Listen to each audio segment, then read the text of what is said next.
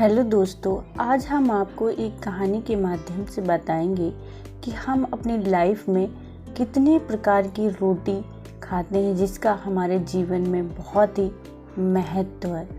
एक समय की बात है, एक आदमी था जिसकी पत्नी के स्वर्गवास हो जाने के बाद वह अपने दोस्तों के साथ सुबह शाम पार्क में टहलना और गप्पे मारना शुरू कर देता है और मंदिर के दर्शन करने को अपना रास्ता बना लिया था। हालांकि घर में उन्हें किसी भी तरह की कोई परेशानी नहीं थी, सभी लोग उनका बहुत ही ज़्यादा ख्याल भी रखते थे। लेकिन आज उनके सभी दोस्त रिंगटोन बैठे हुए थे। एक दोस्त को वृद्धा आश्रम देने का बात से सभी लोग बहुत ही ज़्यादा दुखी भी थे।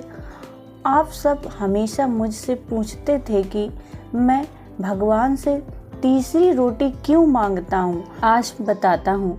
कमल ने कहा, क्या बहू, भगवान सिर्फ 3 रोटी देता है। बड़े स्पष्टवादी से एक दोस्त ने पूछा, नहीं यार, ऐसी कोई बात नहीं है, बहू बहुत अच्छी है। असल में रोटी 4 प्रकार की होती है। सबसे पहले स्वादिष्ट रोटी, माँ की ममता और बचपन से भरी हुई, जिसमें पेट तो भर जाता है पर मन कभी नहीं भरता। एक दोस्त ने कहा, 16 आने सच है यह बात, पर शादी के बाद माँ की रोटी कम ही मिलती है। उन्होंने आगे कहा, हाँ वही तो बात है, दूसरी पत्नी की होती है, जिसका अपनापन और समर्पण भाव होता है, जिससे पेट और मन दोनों भर जाते हैं। क्या बात है यार, ऐसा मैंने कभी नहीं सोचा। फिर तीसरी रोटी किसकी होती है? एक दोस्त ने सवाल किया। तीसरी रोटी बहू की होती है, जिसमें कर्तव्य का भाव होता है, जो कुछ कुछ स्वाद भी देता है और पेट भी भरता है और वृद्धा आश्रम की घोषणा से भी बचाती है। थोड़ी देर के लिए जैसे चुप्पी छा गई। लेकिन ये चौथी रोटी कौन सी होती है? मौन टूटते हुए एक दोस्त ने पूछा। चौथी नौकरानी की होती है, जिससे ना तो इंसान का पेट भरता है और ना ही मन तृप्त होता है, और स्वाद की तो कोई गारंटी ही नहीं है। तो फिर हमें क्या करना चाहिए यार?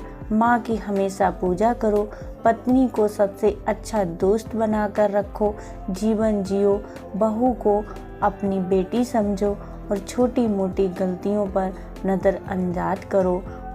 बहू खुश रहती है तो बेटा भी तुम्हारा ध्यान रखता है। यदि ऐसी चौथी रोटी तक ले ही आए हैं तो भगवान का शुक्र करो कि उसने हमें जिंदा रखा है। अब स्वाद पर ध्यान मत दो, केवल वन्य जीवन के लिए बहुत कम खाओ ताकि आराम से बुढ़ापा कट जाए। बड़ी खामोशी से सभी दोस्त सोच रहे थे कि प्रत्यक्ष हम खुशकिस्मत ही हैं।